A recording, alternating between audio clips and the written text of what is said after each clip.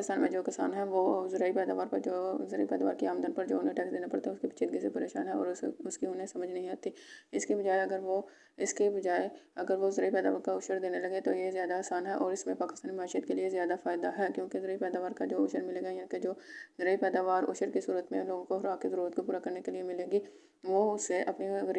खुराक की ज़रूरत को पूरा करेगा और खुराक पर खर्च होने वाला पैसा जो है वो अपनी बाकी ज़रूरियात पर खर्च करेगा, जिससे पाकिस्तानी माशियत में गाहक कारोबार और रोज़गार बढ़ेगा। और दूसरी तरफ ये होगा कि हुकूमती खर्च भी जो है वो कम हो जाएगा और काश्तकार के लिए ये आसानी हो जाएगी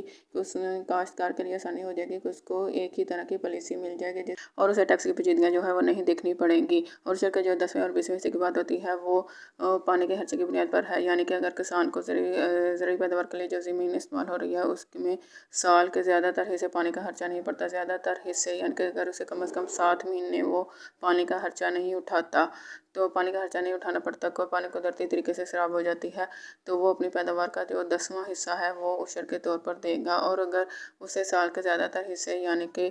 कम से कम 7 महीने पानी का खर्चा उठाना पड़ता है, यानी कि मसनूई तरीके से ट्यूबवेल वगैरह से अपनी